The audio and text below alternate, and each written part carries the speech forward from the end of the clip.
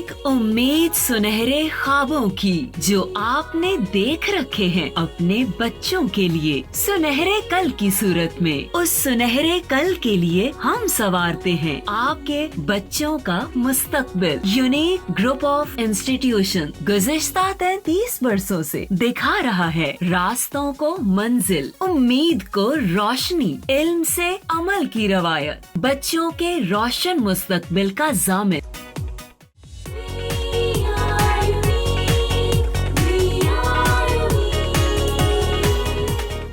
बिस्मिल्लाहिर्रहमानिर्रहीम। अस्सलाम वालेकुम प्यारे बच्चों, कैसे हैं आप लोग। मैं आपकी बायोलॉजी टीचर मिस शहज़ादी नज़ीर और लेक्चर नंबर है 78। सेकंड 50% हमारा स्टार्ट हो चुका हुआ है। हम अपने प्रीवियस लेसन में एंजाइम का इंट्रोडक्शन पढ़ चुके हैं। This chapter is very important as well as very interesting chapter. और तीसरी इस चैप्टर की ये खूबी है कि ये बहुत छोटा सा भी है और बच्चे बहुत इंटरेस्ट के साथ भी याद करते हैं, ये याद भी रहता है और बच्चे इस चैप्टर से मैक्सिमम मार्क्स गेन करते हैं। ठीक है, एक तो इंटरेस्टिंग है, दूसरा छोटा है और तीसरा ये कि इम्पॉर्टेंट भी बहुत है। इसमें से बहुत सारी चीज़ें पूछी जा चुकी हैं एग्ज़ाम्स में। ठीक है, तो हम इंट्रोडक्शन एंजाइम्स का पढ़ चुके हैं। मेटाबॉलिक रिएक्शंस रिकॉल करते हैं, set of biochemical reactions occurring in living organisms to maintain life. जितने भी लिविंग ऑर्गेनिजम्स में जिस टाइप के भी रिएक्शन हो रहे हैं, चाहे वो कंस्ट्रक्शन है या डिस्ट्रक्शन है, जितनी भी टाइप की केमिकल रिएक्शंस हो रही हैं उनको हमने कैटेगराइज किया है मेटाबॉलिज्म में। और फिर हमने कहा था वो रिएक्शंस जिसमें लार्जर मॉलिक्यूल्स सिंथेसाइज होते हैं उनको हमने नाम दिया था एनाबॉलिज्म का। ठीक है, इसमें एनर्जी यूज़ होती है और मैंने एग्जाम्पल भी आपको मार्क करवाई थी, फोटोसिंथेसिस एग्जाम्पल है। इसके बाद कैटाबॉलिज्म है, तो ऐसे केमिकल रिएक्शंस, बायोकेमिकल ये वर्ड, क्योंकि लिविंग थिंग्स के अंदर हम रिएक्शन को स्टडी कर रहे हैं इसलिए वर्ड हमारा होना चाहिए the biochemical reactions in which larger molecules are broken down, they are named as catabolic reactions. इसमें एनर्जी रिलीज़ होती है और इसकी एग्जांपल मैंने आपको रेस्पिरेशन बताई थी। फिर हमने कहा था कि enzyme are protein in nature as they are very crucial for metabolic reactions. Crucial means very important, जिनके ज़रिए से मेटाबॉलिक रिएक्शंस को कंप्लीट होना है, इसलिए इनका कॉन्सेप्ट बहुत ज़रूरी है मेटाबॉलिज्म में। And they are protein in nature. They speed up the reaction, but they are not used in the reaction. Reaction को होने में हर तरह की मदद करेंगे, कंप्लीट करवा देंगे, लेकिन खुद उसमें कंज्यूम यूज़ नहीं होंगे, खर्च नहीं होंगे। इनकी ये एबिलिटी की वजह से इनको बायोकैटलिस्ट कहते हैं। फिर हमने कहा कि जी हर रिएक्शन, हर केमिकल रिएक्शन को होने के लिए कम से कम जो मकदार एनर्जी की ज़रूरत होती है उसको हम एक्टिवेशन एनर्जी कहते हैं। That minimum amount of energy is act as the barrier for the chemical reaction, एक रुकावट का काम करती है। अब वो रुकावट एंजाइम्स इसको भी कम कर देते हैं। जब एंजाइम कैटालाइज रिएक्शन हो रहा होता है तो एंजाइम्स जो हैं उस नीड ऑफ एक्टिवेशन एनर्जी को कम कर देते हैं by several ways.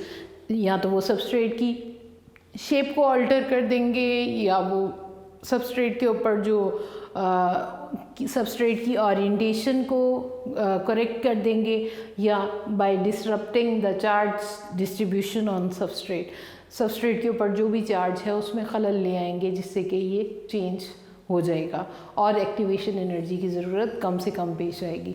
At the end हमने कहा था कि एंजाइम्स जहाँ पे काम करते हैं उसकी बेस में हमने एंजाइम को दो बड़ी कैटेगरीज में रखा है, इंट्रासेलुलर, एक्स्ट्रा सेलुलर। इंट्रासेलुलर की एग्जांपल एंजाइम्स, सारे के सारे वो एंजाइम्स, एक नहीं है, लिस्ट है, यहाँ पे उनके नाम नहीं बताए जा रहे, सिर्फ रेफरेंस दिया जा रहा है। Enzymes of glycolysis. ग्लाइकोलिसिस एक बहुत बड़ा बायोकेमिकल रिएक्शन है, रिएक्शंस का स्टेप है जो कि हिस्सा है रेस्पिरेशन का। ठीक है, ग्लाइको ग्लूकोज को कहते हैं, लाइसिस ब्रेकडाउन को। तो ये एक ऐसा रिएक्शन है जिसमें ग्लूकोज को तोड़ा जाता है। This is the step of respiration. और इस स्टेप में जितने भी एंजाइम्स यूज़ होते हैं all are found in the cytoplasm of the cell, so they are categorized as intracellular enzymes. And the enzyme extracellular जो सेल के बाहर काम करते हैं, जैसे पेप्सिन एंजाइम है, बनता वो सेल के अंदर ही है, स्टमक की वॉल्स उसको बनाती हैं, लेकिन काम कहाँ पे कर रहे हैं वो स्टमक कैविटी में, स्टमक के स्पेस के अंदर आके उस ऑर्गन के अंदर जितनी भी जगह जहाँ पे फूड चली जाती है वहाँ पे काम करते हैं। इसलिए इन एंजाइम्स को कैटेगराइज किया गया है एज एक्स्ट्रा सेलुलर एंजाइम्स। बेटे नेक्स्ट टॉपिक पे जाने से पहले एक छोटी सी बात उन्होंने कही है, ऑल एंजाइम्स आर कैटलिस्ट। सारे के सारे एंजाइम कैटलिस्ट होती हैं या ऑल कैटलिस्ट आर एंजाइम्स? कौन सी बात ठीक है? ये वाली फर्स्ट स्टेटमेंट जो है वो ठीक है। कैसे ठीक है? कि ऑल एंजाइम्स आर कैटलिस्ट। हमने ये पढ़ा है कि enzymes are protein in nature, सारे के सारे एंजाइम्स प्रोटीन होते हैं, ठीक है, और उनको हम कैटलिस्ट, बायो कैटलिस्ट का नाम हमने पीछे दिया था। कैटलिस्ट वो कोई एलिमेंट भी हो सकता है, एंजाइम्स को तो हमने कैटलिस्ट कहा ही है। कैटलिस्ट कोई भी चीज़ हो सकती है, वो चीज़ जो कि किसी भी रिएक्शन को तेज़ कर रही है और उसमें यूज़ खुद नहीं हो रही होती है, उसको हम कैटलिस्ट कहते हैं। और एंजाइम्स भी कैटलिस्ट हैं, लेकिन सारे के सारे कैटलिस्ट एंजाइम नहीं हो सकते। बहुत सारे कैटलिस्ट हैं जो प्रोटीन नेचर नहीं रखते हैं, प्रोटीन्स नहीं हैं, इसलिए वो एंजाइम्स नहीं हो सकते हैं। सारे के सारे एंजाइम्स कैटलिस्ट हो सकते हैं, लेकिन सारे कैटलिस्ट एंजाइम नहीं हो सकते हैं, क्योंकि केमिस्ट्री में आप बहुत सारे एलिमेंट्स को कैटलिस्ट का नाम देते हो। इसी तरह वो हमारे जो साइड बॉक्स में इंफॉर्मेशन दी है कि आरएनए मॉलिक्यूल्स हैं जो कि कैटलिस्ट का काम करते हैं और वो प्रोटीन नहीं है, तो इसलिए हम उस कैटलिस्ट को एंजाइम का नाम नहीं दे सकते हैं। जी बेटे, एंजाइम का वर्ड सबसे पहले किसने इंट्रोड्यूस करवाया था? एक जर्मन फिजियोलॉजिस्ट थे, जर्मन फिजियोलॉजिस्ट थे।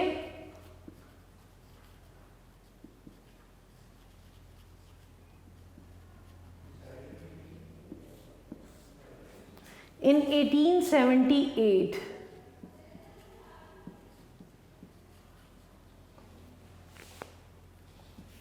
जर्मन फिजियोलॉजिस्ट विनहैम क्यूने, इनका नाम है विनहैम, एल साइलेंट है, क्यूने।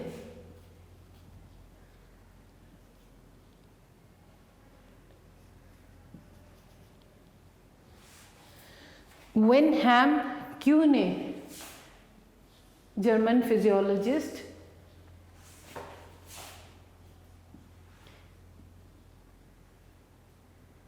in 1878 introduced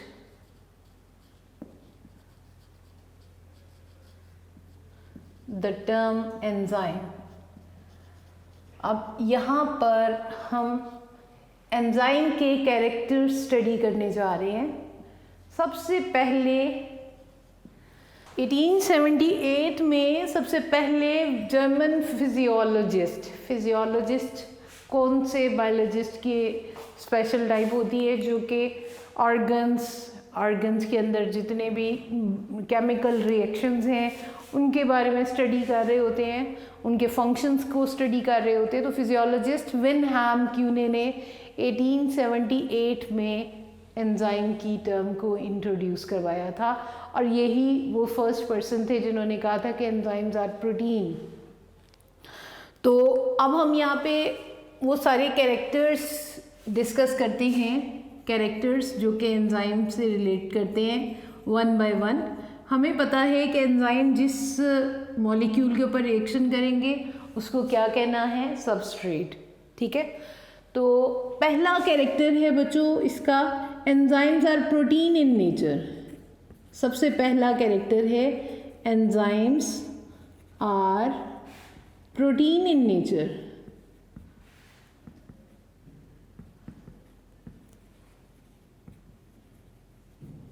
And this protein is made by long linear chain of amino acid.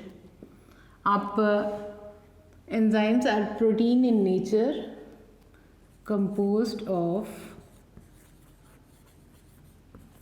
long linear chain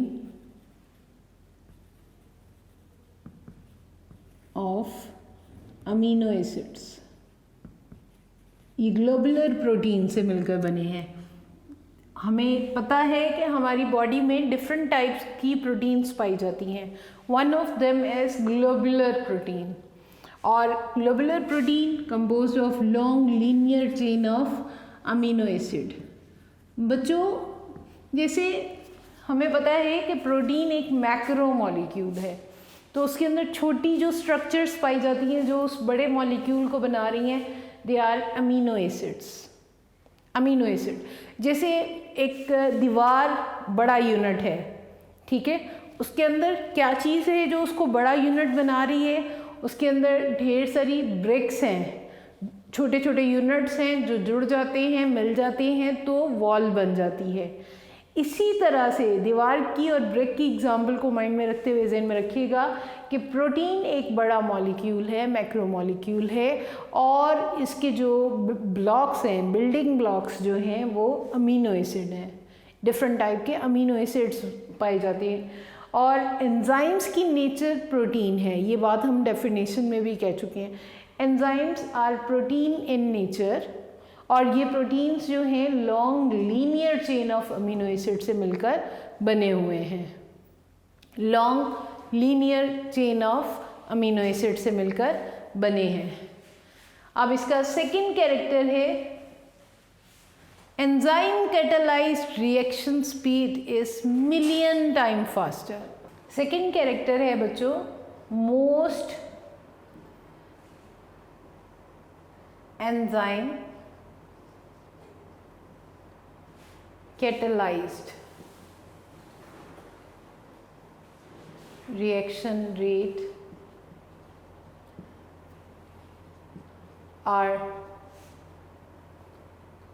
million time faster, million time faster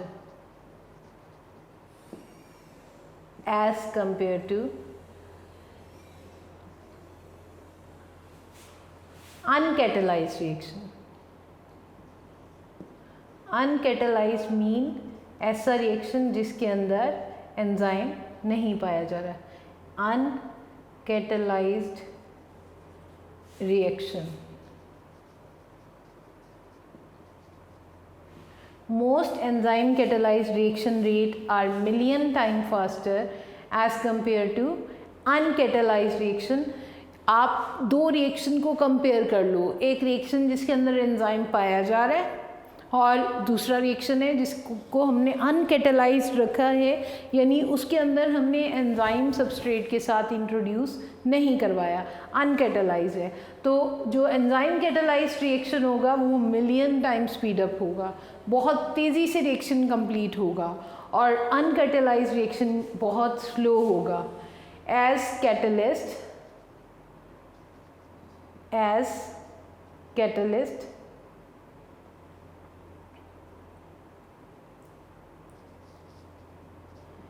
enzymes are not consumed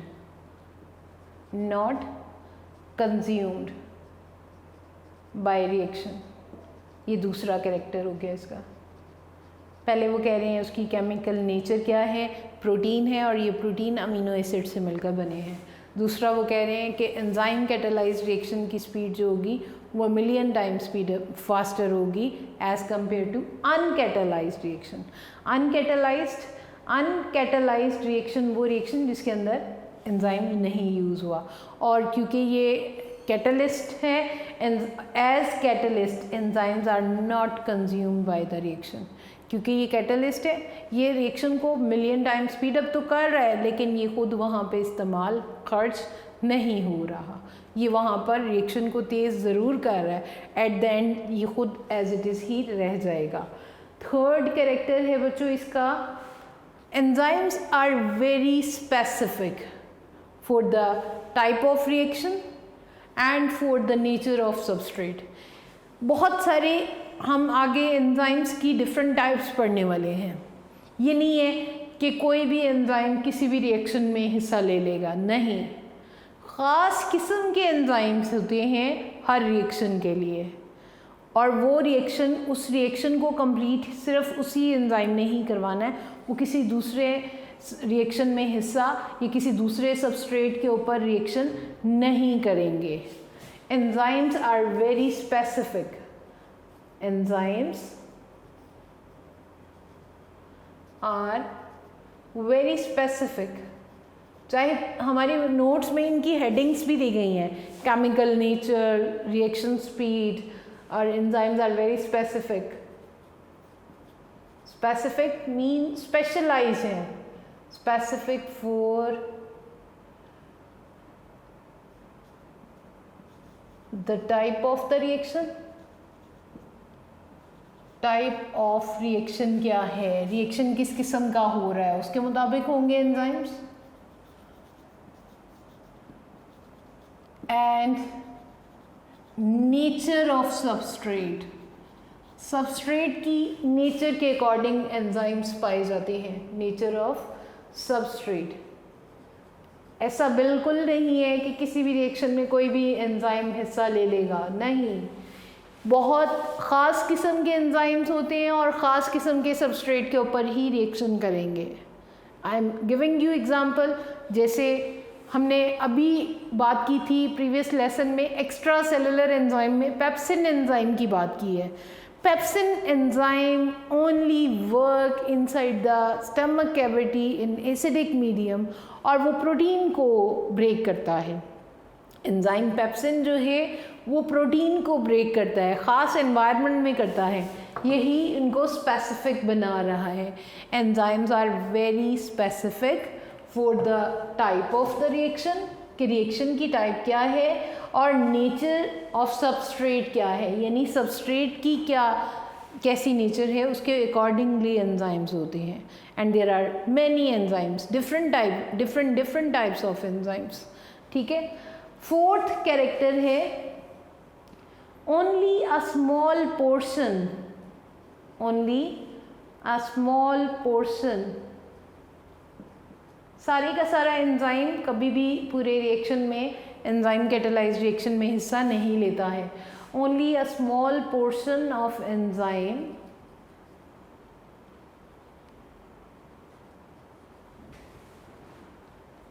will involve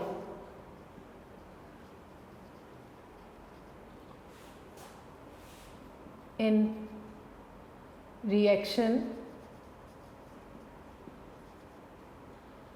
known as active site.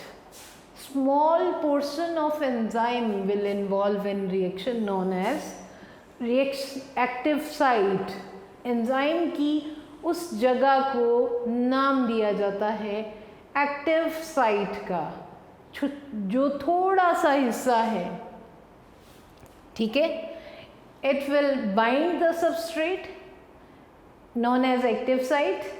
It will bind the substrate. ये substrate को, यही वो point होता है active site जहाँ से substrate enzyme के साथ अटैच होता है, जुड़ जाता है। It will bind the substrate and proceed the reaction, और फिर रिएक्शन होगा। एंड प्रोसीड द रिएक्शन, यानी कि सारे का सारा एंजाइम हिस्सा नहीं लेता, उसके ऊपर कुछ खास रीजन्स होते हैं। ओनली ए स्मॉल पोर्शन, कुछ खास रीजन्स होते हैं जहाँ से, जैसे अगर फ़र्ज़ कर लें कि ये एक एंजाइम है और ये पोर्शन जो है ये इसका एक्टिव साइट है, like this one is the active site, small portions. ठीक है। इन पोर्शंस को हम नाम देते हैं एक्टिव साइट्स का।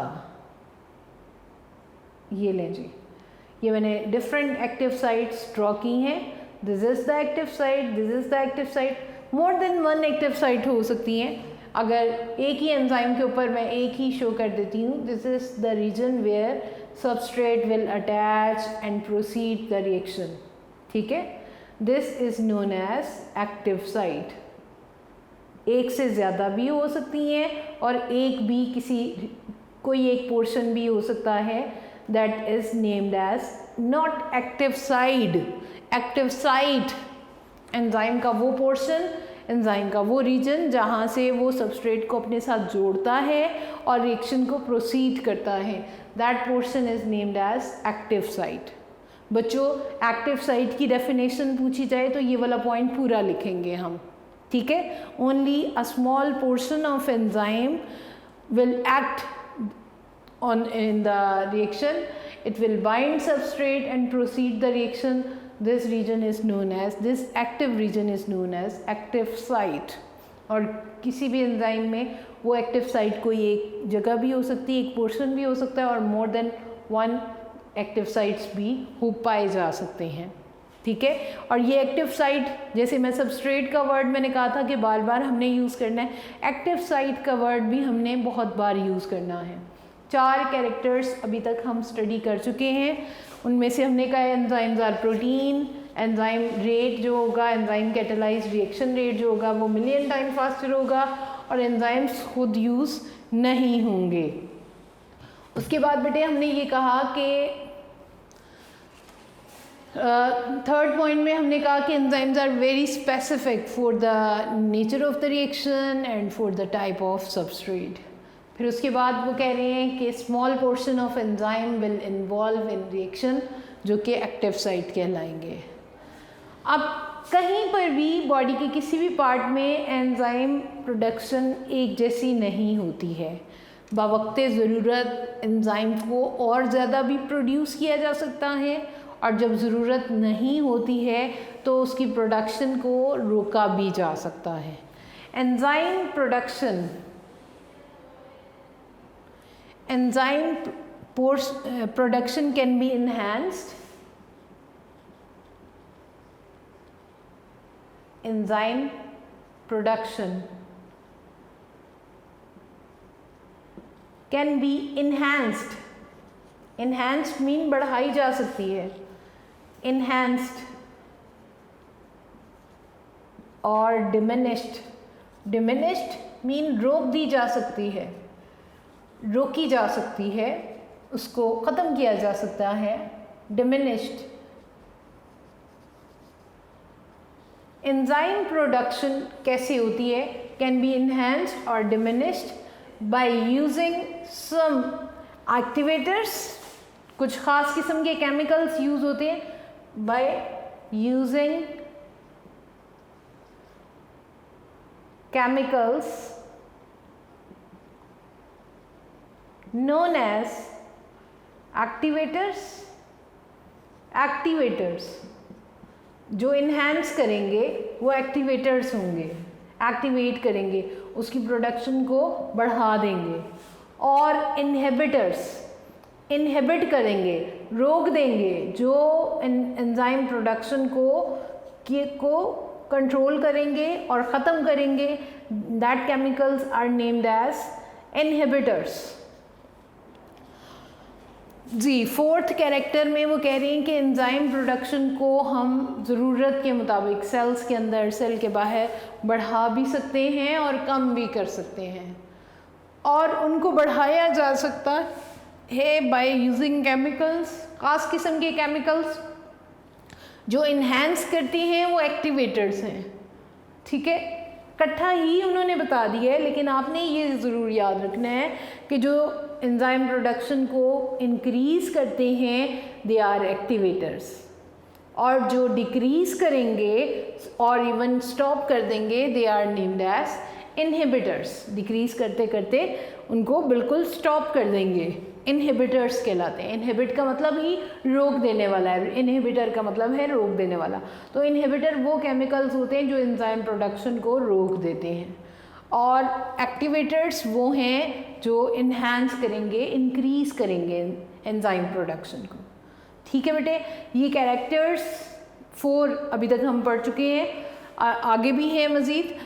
बच्चों ये आपने ज़रूर अच्छी तरह से याद करना है, ये लॉन्ग में आते हैं, इनमें से शॉर्ट आते हैं, जैसे कि एक्टिव साइट की डेफिनेशन पढ़ चुके हैं हम लोग इनहिबिटर और एक्टिवेटर पूछे जाएं तो आपने ये वाला पॉइंट बताना है कि एंजाइम प्रोडक्शन को कंट्रोल किया जा सकता है बाय इनहिबिटर्स और एक्टिवेटर्स। ठीक है जी। अगला हमारा पॉइंट है, 6th पॉइंट है, जो कि मैं अगली उस पर, क्योंकि ये थोड़ा सा डिटेल्ड है तो यहाँ पे बताती हूँ मैं।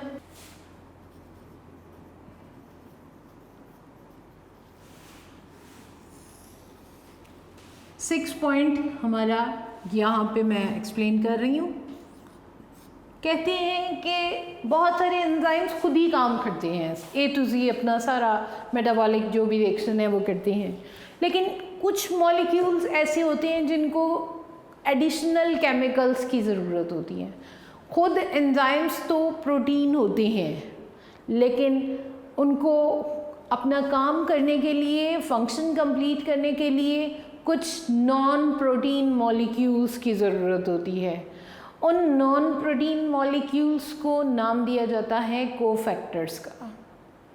कोफैक्टर्स, अब ये कोफैक्टर्स जो होते हैं वो इनऑर्गेनिक भी होते हैं। पहली बात तो ये कि नॉन प्रोटीन है, यानी प्रोटीन नेचर नहीं रखते हैं, और फिर ये और इनऑर्गेनिक भी हो सकते हैं और ऑर्गेनिक भी हो सकते हैं।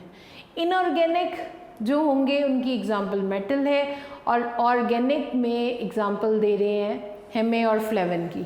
अब जो ऑर्गेनिक कोफैक्टर्स हैं ये फर्दर 2 टाइप के होते हैं। कहते हैं some enzymes do not need, some enzymes do not need but some need non-protein molecules, non-protein molecules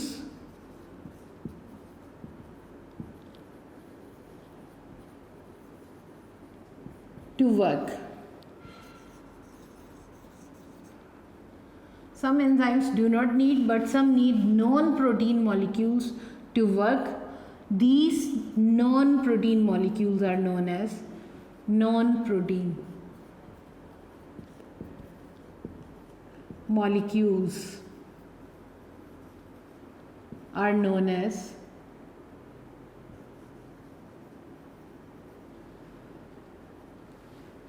cofactors. इनको हम नाम दे रहे हैं कोफैक्टर्स का। बच्चों, कोफैक्टर्स जो हैं वो 2 तरह के होते हैं। इनऑर्गेनिक होते हैं, जो इनऑर्गेनिक नेचर रखेंगे, और दूसरी टाइप है ऑर्गेनिक की, ऑर्गेनिक कोफैक्टर्स।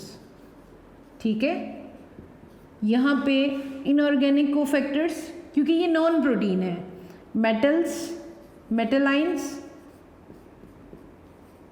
की एग्जाम्पल है, और ऑर्गेनिक फैक्टर में हेमे एंड फ्लेवन, ये 2 एग्जाम्पल दी जा रही हैं। अब ये जो ऑर्गेनिक कोफैक्टर्स हैं, ऑर्गेनिक कोफैक्टर ये 2 तरह के होते हैं। ये 2 तरह के किस तरह से होते हैं ऑर्गेनिक कोफैक्टर्स? एक को नाम देते हैं प्रोस्थेटिक ग्रुप का। प्रोस्थेटिक ग्रुप ये कैसे होते हैं? प्रोस्थेटिक ग्रुप,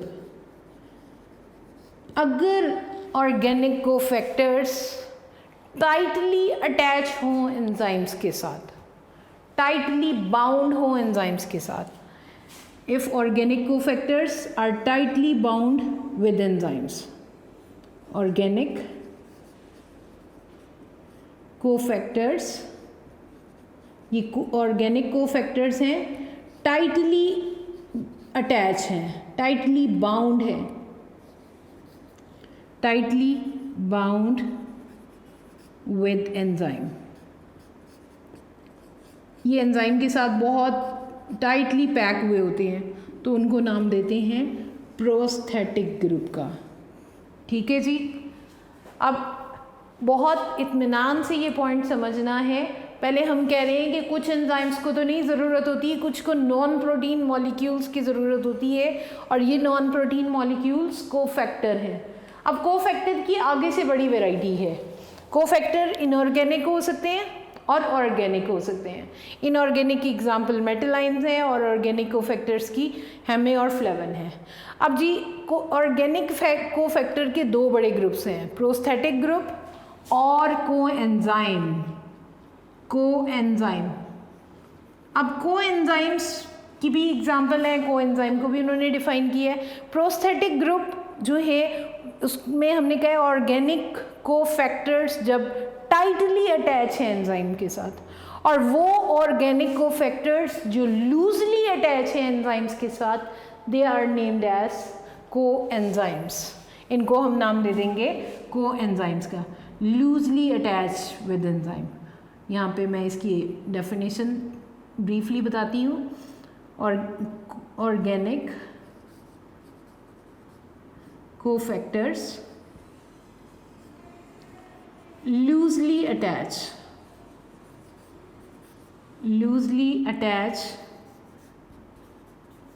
with enzyme हैं ये दोनों ही ऑर्गेनिक कोफैक्टर। अगर वो टाइटली अटैच है एंजाइम के साथ तो प्रोस्थेटिक ग्रुप है, और अगर वो लूजली अटैच हैं कोएंजाइम्स, तो यहाँ पर मैं इस 6 पॉइंट को ही दोबारा से एक्सप्लेन करने जा रही हूँ। ये वर्कशीट की सूरत में तो बता दिया मैंने बच्चों।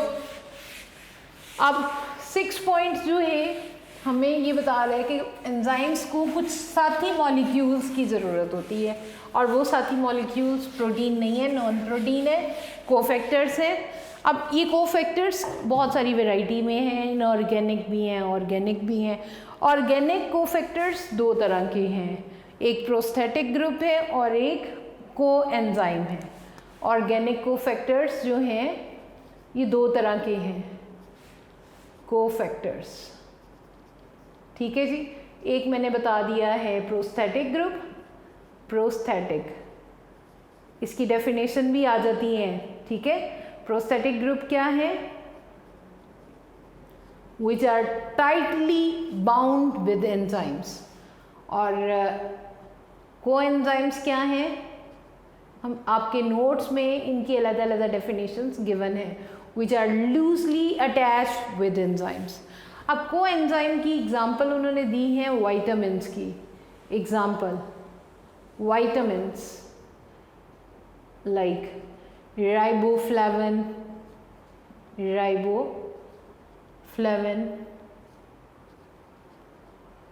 फॉलिक एसिड और thiamine.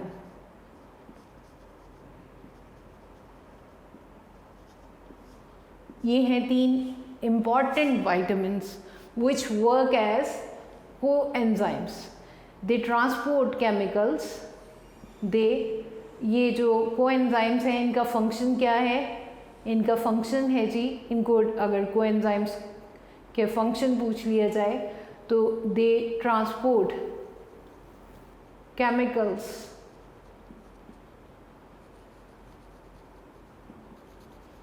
from one enzyme to other, one enzyme to other। ये हो गया हमारा छठा पॉइंट।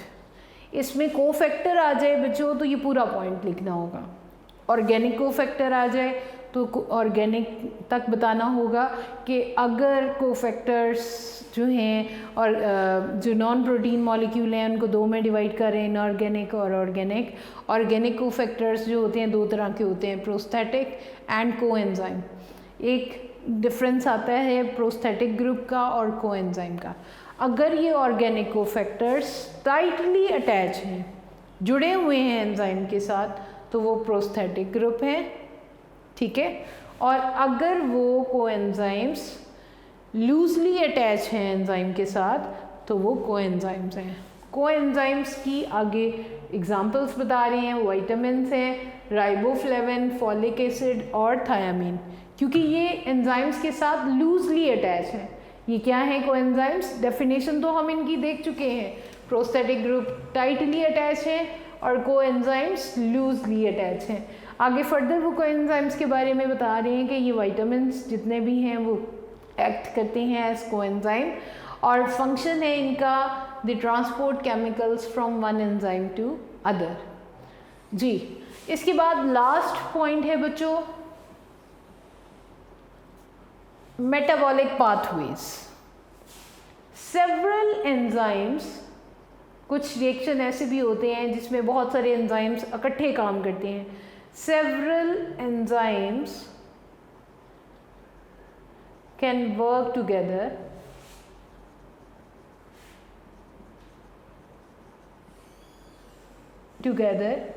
creating metabolic pathways.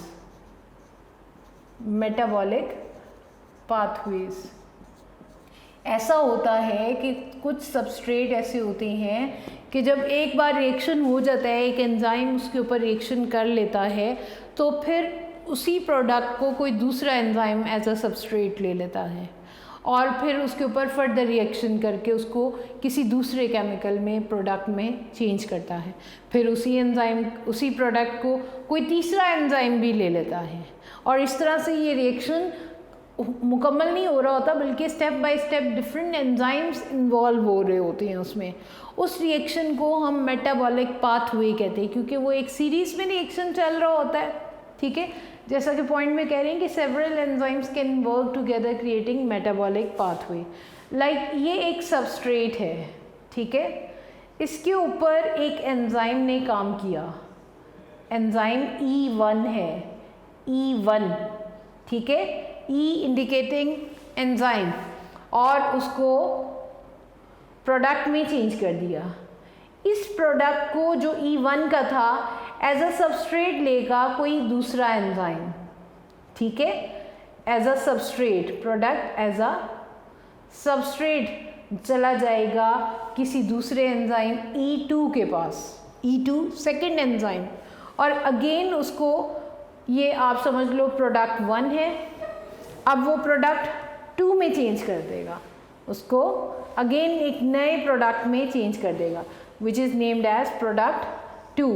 उस प्रोडक्ट 2 को एज अ सबस्ट्रेट हो सकता है कि तीसरा कोई एंजाइम ले ले, एज अ सबस्ट्रेट उस प्रोडक्ट को लेगा कोई तीसरा एंजाइम और उसके ऊपर रिएक्शन करेगा E3 थर्ड एंजाइम, और उसको एक प्रोडक्ट में चेंज कर देगा। This is the example of metabolic pathway. ये हमारी बुक में नहीं दिया गया, आपको लिखने की ज़रूरत नहीं है, जस्ट इसको समझना है कि बहुत सारे एंजाइम्स भी बाज़ औक़ात किसी एक सबस्ट्रेट के ऊपर स्टेप बाय स्टेप रिएक्शन कर रहे होते हैं, और इस तरह से वो रिएक्शन जो होता है एक पाथवे बन जाता है, एक मुकम्मल एक लंबा सा रास्ता। उसको हम नाम देंगे मेटाबॉलिक पाथवेज का। What do you mean by metabolic pathways? कि जब बहुत सारे एंजाइम्स एक ही सबस्ट्रेट के ऊपर काम कर रहे हैं, ये एक सबस्ट्रेट है, उसके ऊपर एक एंजाइम, फर्स्ट एंजाइम ने काम किया E1, कोई और नेचर है उसकी, बाकी उनसे डिफरेंट है, उसको प्रोडक्ट 1 में चेंज कर दिया, और प्रोडक्ट 1 को as a substrate E2 react करेगा, कैटेलाइज करेगा, उस प्रोडक्ट को एज अ सबस्ट्रेट लेगा। अब है तो ये प्रोडक्ट E1 का, लेकिन उसको एज अ सबस्ट्रेट यूज़ करेगा E2, और उसको किसी दूसरे नए प्रोडक्ट, लेट्स सपोज प्रोडक्ट 2 में चेंज कर देता है। इस प्रोडक्ट 2 को एज अ सबस्ट्रेट E3 लेगा, ठीक है, और उसको अगेन एक प्रोडक्ट में चेंज कर देगा। मैं दोबारा बताती हूँ, एक सबस्ट्रेट है, उसको किसी एक एंजाइम ने चेंज कर दिया, रिएक्शन कर दिया, कैटेलाइज कर दिया, प्रोडक्ट में चेंज कर दिया, फिर उस प्रोडक्ट के ऊपर एक और एंजाइम रिएक्शन करेगा और उस प्रोडक्ट को एज अ सबस्ट्रेट लेगा और उसको एक नए प्रोडक्ट में चेंज कर देगा, एंड सो गोज़ ऑन। इस तरह से रिएक्शन होता चला जाएगा और ये रिएक्शन कंप्लीट हो जाएगा, known as metabolic pathways. Sir कितना टाइम? तो ये थे बेटे हमारे आज के टॉपिक में मौजूद कैरेक्टर्स ऑफ एंजाइम। 7 कैरेक्टर्स हमारी बुक में गिवन है। इसमें से आपको जो शॉर्ट में आ चुके हैं, एक्टिव साइट आ चुका है, इनहिबिटर एक्टिवेटर्स पूछा जा सकता है, कोफैक्टर अगर आता है तो पूरा पॉइंट बताएंगे। फिर उसके बाद प्रोस्थेटिक ग्रुप उसी पॉइंट का हिस्सा हैं, प्रोस्थेटिक के साथ कोएंजाइम्स हिस्सा हैं।